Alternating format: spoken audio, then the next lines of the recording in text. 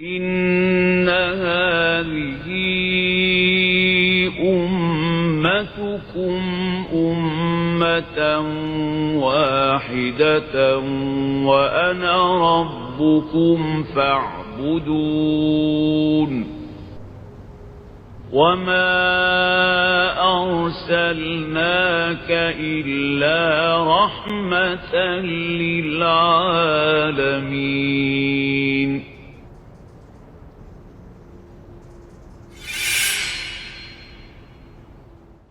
Bismillahirrahmanirrahim. Alhamdulillahirrabbilalamin. Allahumma sholli ala Muhammadin wa ali Muhammad. Ikhwan akhwat yang dirahmati Allah. Dalam kesempatan kali ini kita akan memulai diskusi kita bersama guru kita Ustadz Hamzah Alatos dan Ustadz Hussein Hamid Alatos. Sebelum kita memulai, mari memulai dengan membaca Ummul Quran. A'udzu billahi minasy syaithanir rajim.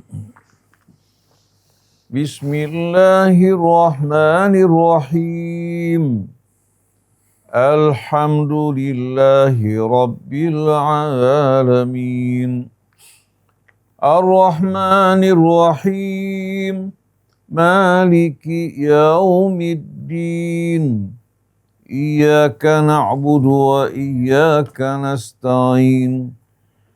Ihdinas siratal mustaqim. Siratal ladzina an'amta 'alaihim ghairil maghdubi 'alaihim waladdallin. Ada pertanyaan yang mungkin yang sering kita dengar, mana yang lebih baik di mata Allah antara seorang muslim yang akhlaknya buruk dan seorang yang non muslim yang berakhlak baik, bagaimana dalam di mata Allah? A'udzu billahi minasy syaithanir rajim. Bismillahirrahmanirrahim. Alhamdulillahi rabbil alamin. Allahumma shalli ala sayyidina Muhammadin wa ali Muhammad. Assalamu alayka ya Rasulullah. Assalamu alayna wa ala ibadillahis shalihin. Wassalamu alaikum warahmatullahi wabarakatuh. Allahumma atina min indika rahmu wa 'allimna min ladunka ilman nafi'a wanfa'na bima 'allamtana. Allahumma inna na'udzu bika an nadhilla aw nudhal aw nazilla aw nuzal aw nadhlima aw nudhlama aw najhala aw yujhala 'alaina. Nah, ini pernah ditanyakan oleh Dr. Zakir Naik. Dr. Zakir Naik. Pertanyaan ditanyakan kepada Dr. Zakir Naik. Dia berkata, Mr. Zakir Naik, saya ini seorang non-muslim. Saya seorang vegetarian. Saya memiliki sebuah perusahaan. Saya mempekerjakan pekerja dan buruh saya dengan perlakuan yang baik. Saya perhatikan kesejahteraan mereka. Kebanyakan dari mereka muslim. Apakah saya akan masuk ke neraka karena saya non-muslim? Padahal saya memperlakukan mereka dengan cara baik.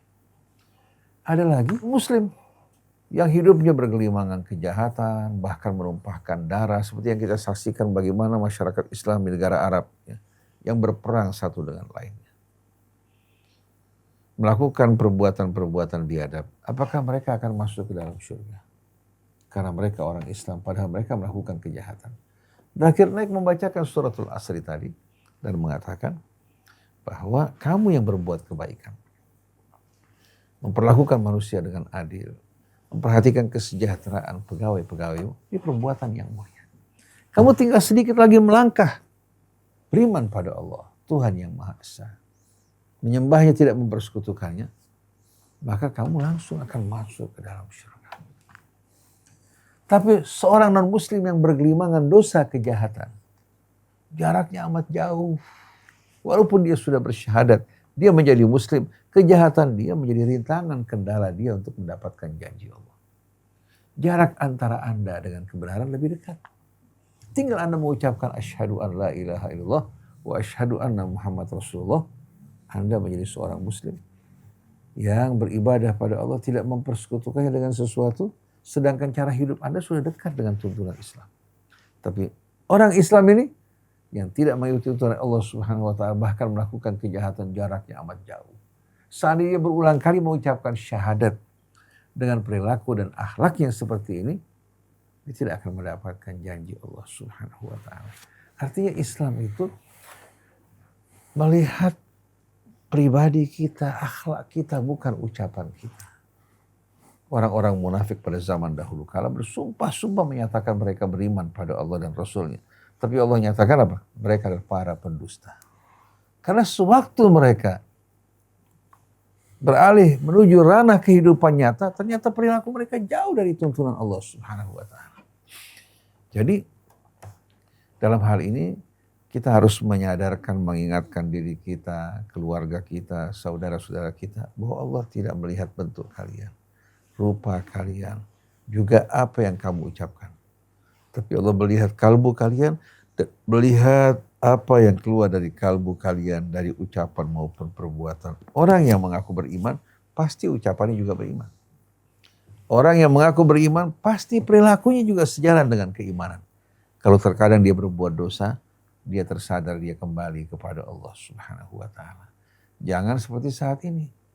Orang Islam begitu banyak, tapi tuntunan Allah tidak kita jumpai di tengah mereka. Kita masuk ke negara-negara non-muslim, kita jumpai bagaimana tuntunan Allah dalam hidup mereka lakukan walaupun ada penyimpangan.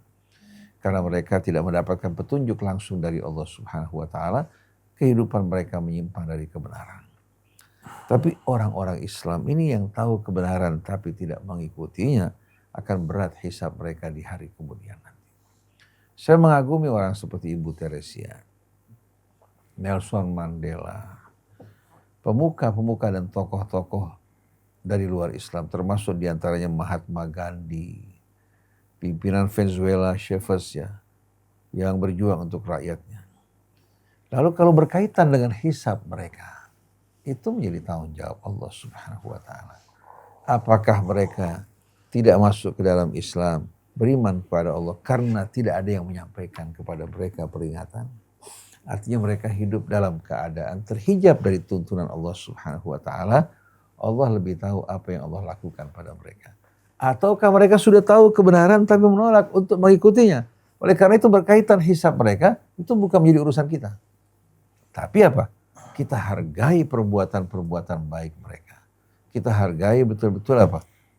Kebijakan-kebijakan mereka. Seperti kita saksikan para pemimpin di Irlandia yang bersebelahan sama Inggris.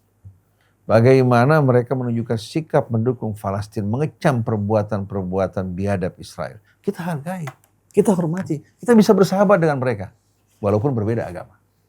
Tapi bagi negara yang mendukung Israel, membantu, mempersenjatai, melakukan perbuatan biadab, bahkan mendukung kejahatan mereka di PBB, itu merupakan musuh kita yang tidak mungkin kita akan berdamai bersama mereka.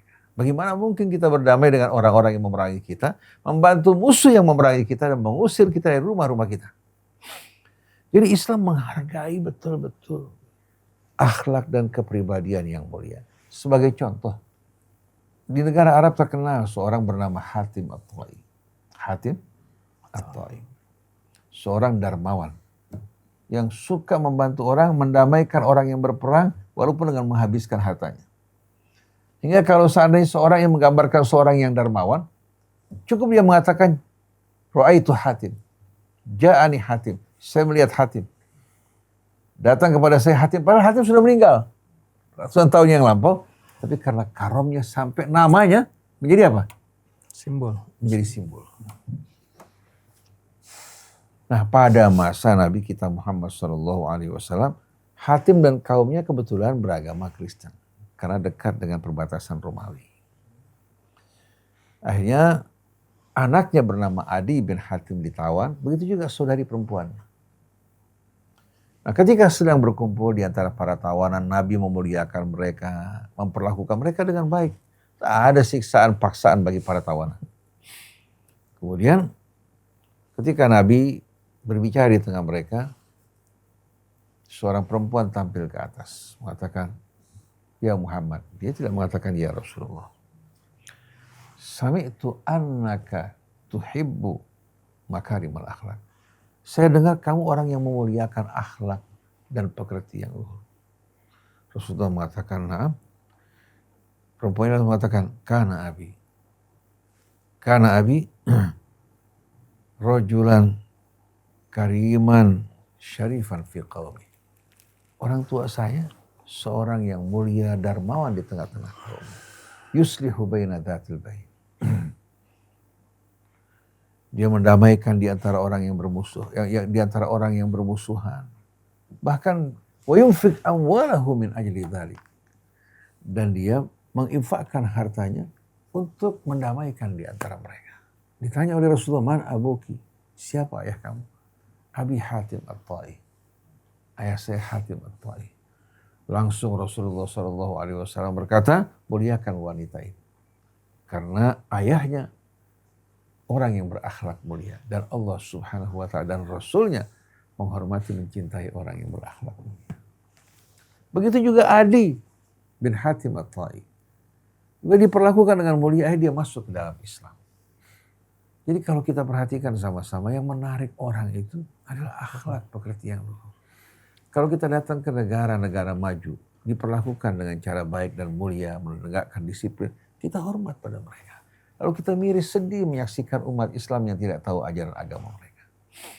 Jadi dalam hal ini, kita dengan sendirinya menghargai orang yang berakhlak mulia, berperilaku baik, dan tidak menghargai orang-orang munafik yang di mulut mengatakan dia sebagai seorang muslim, tapi perilakunya tidak benar. Kalau dia muslim, dia mukmin, pasti ucapan perilakunya baik. Dan ini harus diingatkan kepada saudara kita, jangan merasa puas dengan namanya tercantum di KTP sebagai seorang muslim, sedangkan perilakunya dan tuntunan agamanya terpisah bagikan langit dan bumi. Jadi perlu kita ingatkan kepada umat non-muslim bahwa Islam menghargai makarimul akhlak. Tapi di samping makarimul akhlak, landasannya adalah iman kepada Allah. Bersyukur kepadanya, tidak mempersekutukannya dengan sesuatu, dan mengikuti petunjuk yang terdapat dalam kitab sucinya. Dan ini datang dari Tuhan kita, pencipta kita, bukan datang dari Nabi Muhammad, bukan datang juga dari bangsa Arab, karena agama ini sebagai rahmat bagi al-alamin. Tanpa diamalkan, rahmat Allah tidak akan dipenuhi. Jadi bukan Islam yang salah, manusia-manusianya yang tidak menghargai ajaran Allah Subhanahu wa ta'ala. Insya Allah kita akan dengarkan tambahan dari Ustaz Hamzah. Bismillahirrahmanirrahim. Allahumma shalli wa sallim ala sayyidina Muhammad. Saya teringat ada ucapan Syekh Muhammad Abduh ketika beliau berkunjung ke salah satu negara di Eropa dan melihat bagaimana kedisiplinan mereka, kegigihan mereka dalam kerja, kejujuran mereka.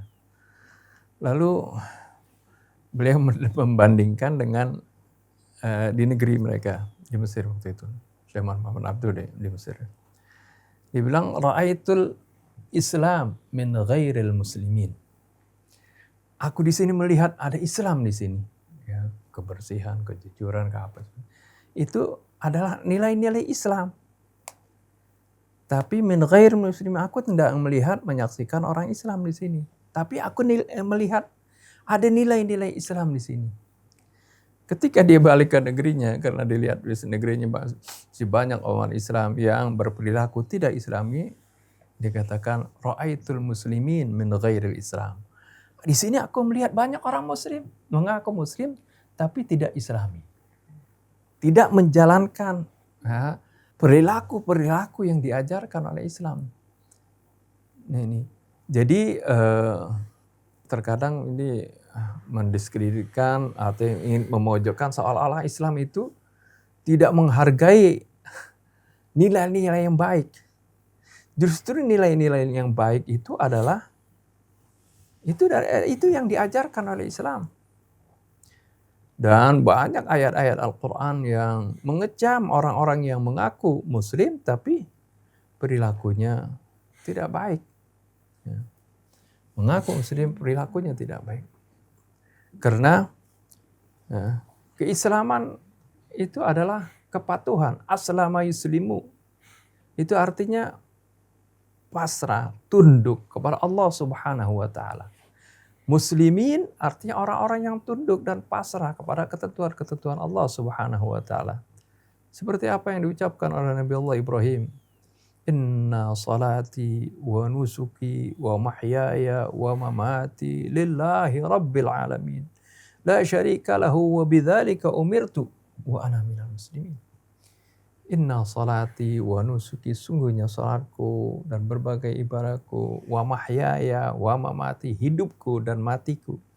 Artinya bukan saja dalam kematian nanti, tapi hidupnya juga ini. Artinya segala perilaku, pergaulan, beraktivitas, bekerja, itu semuanya tunduk kepada kata Tuhan Allah Subhanahu wa taala. Nah, inilah yang seharusnya seperti itu. Jadi Islam menghargai nilai-nilai baik karena itu adalah dari Islami. Ya. Nilai-nilai yang baik, akhlak yang mulia itu adalah itu Islami.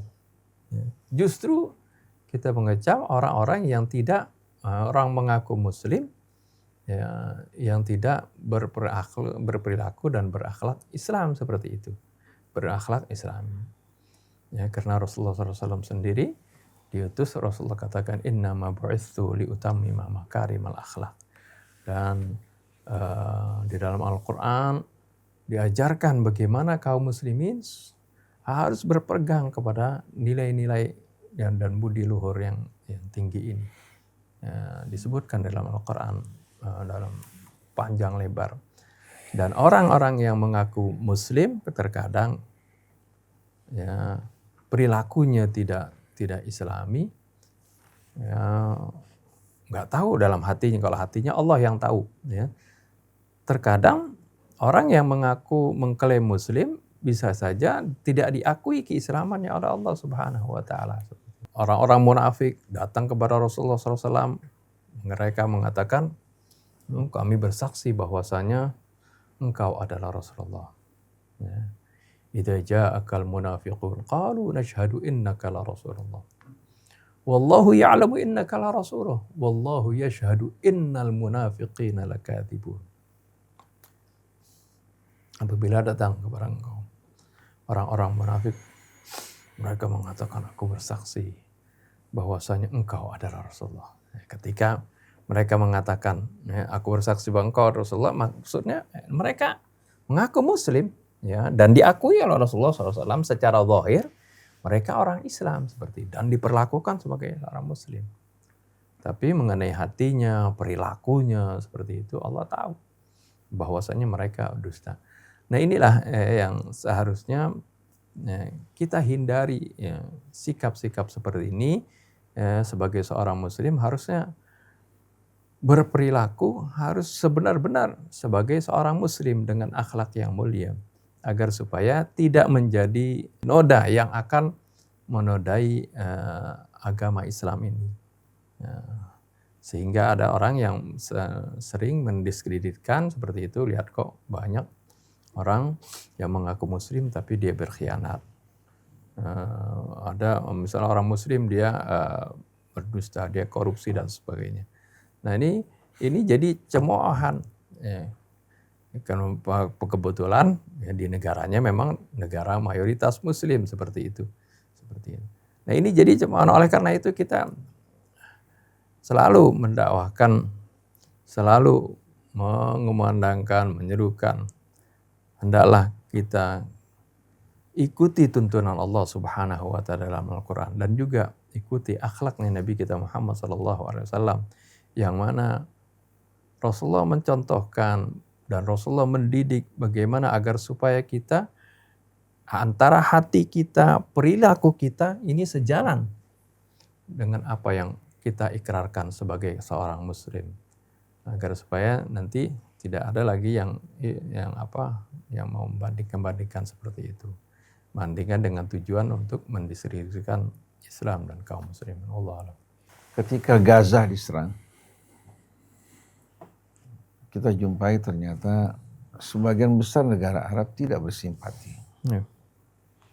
Bahkan mereka di belakang memberikan dukungan pada Zionis, sambil mengatakan sebaiknya Netanyahu melenyapkan sisa-sisa orang-orang Palestina supaya kita tenang, tidak lagi ada perperangan dan kita bisa berdamai dengan Israel.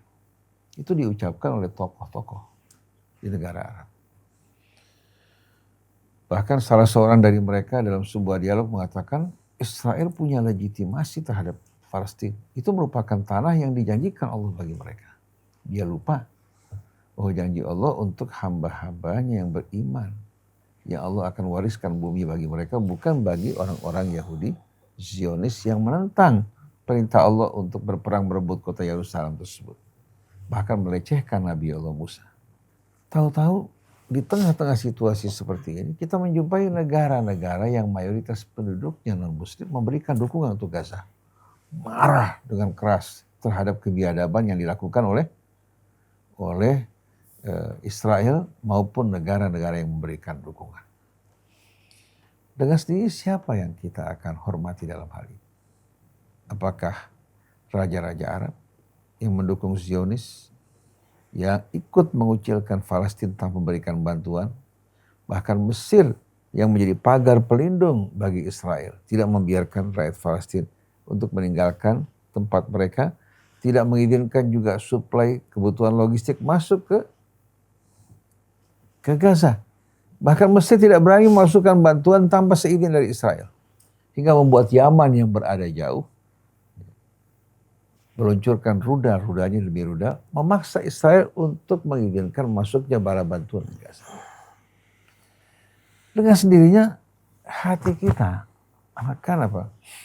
akan betul-betul bersimpati terhadap dukungan-dukungan yang diberikan oleh negara-negara non-muslim, para pemimpinnya, dan sakit hati pilu menyaksikan sikap para pemimpin Arab dan rakyatnya yang tidak peduli. Ketika Gaza sedang mengalami betul-betul ancaman dan serangan, mereka sedang mengadakan acara hiburan. Mausim Riyadh dengan perbuatan-perbuatan yang rendah hina mengundang para artis dengan latar belakang Ka'bah berjogetnya. Sambil tertawa-tawa dengan betul-betul menginjak-injak kehormatan Islam yang dibawa oleh Nabi kita yang memuliakan bangsa Arab. Karena sebelumnya mereka merupakan bangsa yang hina. Saling berperang satu dengan lainnya, menumpahkan darah. Nabi dengan Islam mengeluarkan mereka dari kegelapan menuju kehidupan yang terang benderang. Sekarang mereka kembali ke kehidupan yang lebih rendah daripada kehidupan jahiliyah dulu.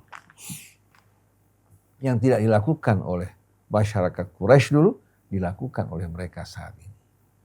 Kita tahu bahwasannya bangsa Arab amat menghormati tanah suci dan bulan suci. Bila terjadi perang, langsung berhenti hingga berakhirnya bulan suci. Jadi bagaimana mereka melakukan invasi ke Yaman, di Suriah. Berlalu berkali-kali bulan suci, bulan Ramadan, mereka tidak peduli sama sekali. Mereka lebih biadab daripada orang-orang kafir Quraisy di masa yang lampau. Jadi jangan tertipu dengan penampilan orang sebagai orang muslim. Kalau pribadinya akhlaknya tidak sesuai dengan tuntunan Islam, dia seorang munafik. Tapi kalau dia berbuat kefasikan antara dia dengan Allah, dia sembunyikan, dia merasa malu, lemah di hadapan syahwatnya, kita masih menghargai seorang muslim. Tapi kalau dia bangga dengan maksiatnya, dia menentang Allah, tidak menyukai hukum Allah Subhanahu wa taala, bahkan melecehkannya. Siapa yang bilang ini orang muslim? Ini orang munafik. Yang Allah bakal tempatkan fid darkil asfali minan nar kecuali dia bertobat. Jadi jangan kita merasa bangga dengan nama-nama yang kita berikan untuk diri kita, keluarga kita, bangsa kita. Padahal nama tersebut hanya sekedar nama yang tidak bermakna. Bagikan mata uang sebesar $1.000. Kalau sudah tidak berharga, apa artinya? Angka $1.000. Tapi yang $10.000, kalau dia masih berlaku, dia berarti bagi kita. Jadi Allah Subhanahu wa ta'ala la yanzuru ila suwarikum wala ila isamikum walakin yanzuru ila qulubikum. Allah tidak melihat bentuk kalian, tubuh kalian, tapi melihat kalbu kalian. Nah, kalbu ini kan masdar al-amal. Sentral yang berpengaruh terhadap ucapan perilaku adalah kalbu. Di saat kalbunya sehat, amalnya akan sehat. Kalbunya sakit, amalnya pun akan sakit. Jadi kita harapkan mudah-mudahan ini bisa menjawab bahwasannya di mata Allah Subhanahu wa ta'ala. Allah Subhanahu wa ta'ala tidak menghargai seorang yang mengaku muslim tapi melakukan perbuatan kejahatan, perbuatan yang bobrok. Ya. Allah menghargai perbuatan-perbuatan baik yang dilakukan oleh non-muslim. Allah akan balas dalam kehidupan dunia. Tapi bila dia tidak beriman, dia tidak punya hak untuk menerima janji Allah di hari kemudian nanti. Ini tegas. Wal asri innal insana lafi khusrin illa alladhina amanu wa amilus salihat wa tawasaw bil haqqi wa tawasaw bis sabr. Betapa indahnya kalau amal-amal soleh bersatu dengan keimanan kepada Allah. Inilah yang Allah Subhanahu wa taala ajarkan kepada kita. Wallahu a'lam. Pertanyaan yang berikutnya, Pak, jika Islam itu rahmatan lil alamin, mengapa umat Islam itu penuh konflik dan sampai terjadi pertumpahan darah antara sesama mereka, Pak? Bismillahirrahmanirrahim. Alhamdulillahirabbil alamin. Allahumma shalli ala Muhammadin wa ali Muhammad. Rabbana zidna ilman wa alhiqna bis-shalihin. Allah Subhanahu wa taala mengutus rasulnya, menurunkan kitabnya, menjadikan manusia sebagai khalifah di muka bumi dengan pilihan. Artinya Allah kembalikan kepada pilihan mereka untuk mengikuti Allah dan Rasulnya, atau mereka ingin memilih cara hidup dengan mengikuti hawa nafsu dan syaitan. Dengan sendirinya masing-masing akan menerima balasan sesuai dengan pilihan mereka. Faman syaa falyu'min wa man syaa falyakfur. Ketika kakek nenek kita turun ke bumi, Allah Subhanahu wa taala menyampaikan peringatan kepada mereka. Fa imma ya'tiyannakum minni huda faman tabi'a hudaya fala khaufun 'alaihim wa lahum yahzanun. Apabila siapa saja di antara kalian yang mengikuti petunjukku yang aku turunkan, maka mereka tidak akan mengalami ketakutan dan kesedihan. Hidup dalam kedamaian dan keharmonisan. Walladzina kafaru wa kadzdzabu bi ayatina. Adapun orang-orang yang kafir yang mendustakan ayat kami, yang tidak mengikuti petunjuk Allah, maka mereka akan menjadi penghuni api neraka kekal di dalamnya untuk selama-lamanya. Nah, konsekuensi logis dari kebebasan yang Allah berikan kepada manusia, sebahagian mereka akan memilih untuk mengikuti Allah dan Rasulnya, sebahagian memilih untuk mengikuti hawa nafsunya. Dan dua kekuatan ini pasti akan terus menjalankan apa? Dan melakukan pertarungan untuk apa? Mewujudkan eksistensi mereka. Yang beriman kepada Allah, yang mengikuti petunjuk Rasulnya, mereka dengan sendirinya akan berjuang untuk memperjuangkan kebenaran dan kehidupan sesuai dengan kebenaran. Sedangkan orang-orang yang ingkar kepada Allah, kepada Rasulnya, begitu juga orang-orang munafik yang menyembunyikan keingkaran, menampakkan keislaman di luar, mereka juga tidak akan berdiam. Mereka terusik, terganggu dengan cara hidup yang dibawa oleh Rasul, yang diajarkan oleh Allah, yang menghalangi kemerdekaan mereka, kebebasan mereka, cara hidup yang mereka pilih. Nabinya rahmatan lil alamin. Kemudian kitab sucinya juga membimbing menuju kehidupan yang lebih indah. Tapi karena manusia di muka bumi ini sebagai khalifah yang diberikan pilihan dan kehendak, ada juga hawa nafsu pada mereka. Konsekuensi logis dari pilihan ini, di saat kekuatan-kekuatan yang tidak benar berkuasa, pasti akan menimbulkan kezaliman, kerusakan, bahkan menghalalkan pertumpahan darah. Jangan kita tertipu dengan penampilan dan pandangan negara-negara Arab itu merupakan negara Islam. Kenapa? Belum tentu mereka yang mengaku sebagai umat Islam hidup di negara Islam. Bahkan terdapat 2 kota suci di tempat mereka, mereka akan setia kepada Allah dan Rasul. Di antara mereka memang ada orang-orang yang setia. Tapi kekuasaan ini betul-betul mempunyai kekuatan kendali yang luar biasa. Walaupun terdapat orang-orang yang saleh, yang baik, tapi tidak terlihat karena kekuasaan yang zalim, yang memaksakan kekuatannya untuk apa? Mengikuti kehendak dan kemauan mereka. Jadi ketika Allah mengatakan wa ma arsalnaka illa rahmatan lil alamin, tetap misi Nabi kita tidak akan apa? Tidak akan sama sekali tercoreng, tidak akan berubah dengan perilaku umat Islam yang menganut gaya hidup yang tidak sesuai dengan petunjuk Allah Subhanahu wa taala. Kalau umat Islam semua kembali pada Allah, bersatu di jalannya, menegakkan hukum Allah dengan penuh keadilan, baru rahmat Allah Subhanahu wa taala akan dipenuhi. Sebagaimana seorang sakit, katakan pneumonia, infeksi pada saluran pernafasan. Dokter periksa, setelah jelas penyakitnya, dokter berikan resep dan obat. tapi ternyata resepnya tidak ditebus. Atau resepnya ditebus, tapi obatnya tidak diminum. Kira-kira harapan untuk sembuh ada nggak? Ada nggak kira-kira harapan untuk sembuh? Ya. Jadi janji Allah baru dipenuhi kalau kita melaksanakan apa-apa yang Allah Subhanahu wa Ta'ala ajarkan bagi kita. Tapi kalau kita menentang dan tidak mengikuti, bagaimana janji Allah Subhanahu wa Ta'ala akan dapat diwujudkan? Pada masa Nabi, janji Allah diwujudkan. Wa'adallahu alladhina amanu minkum wa amilus salihat la yastakhlifannahum fil ardi kama istakhlafal ladhina min qablihim wa la yumakkinanna lahum dinahum alladhi irtadha lahum wa la yubaddilannahum min ba'di khawfihim amna ya'buduna la yusyrikuna bi syai'. Allah menjanjikan orang yang beriman dari kalian dan mengerjakan amal saleh untuk menjadikan mereka sebagai pemimpin khalifah Allah di atas muka bumi.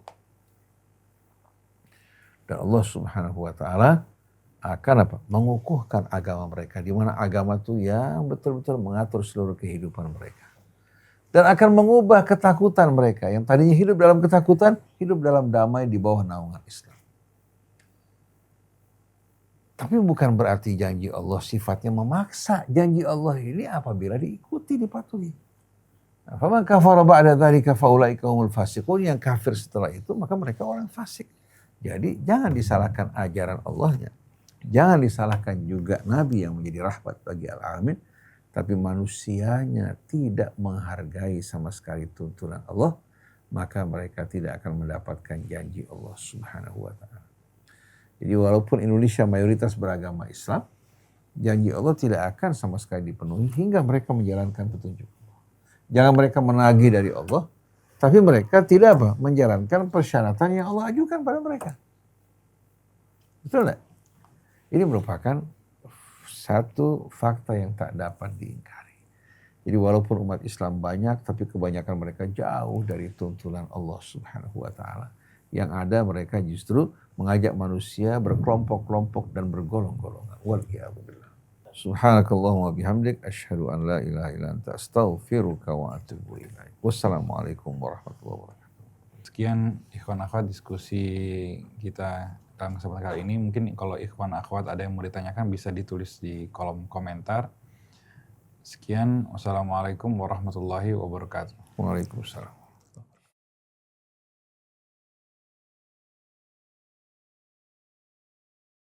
إن هذه أمتكم أمة واحدة وأنا ربكم فاعبدون وما أرسلناك إلا رحمة للعالمين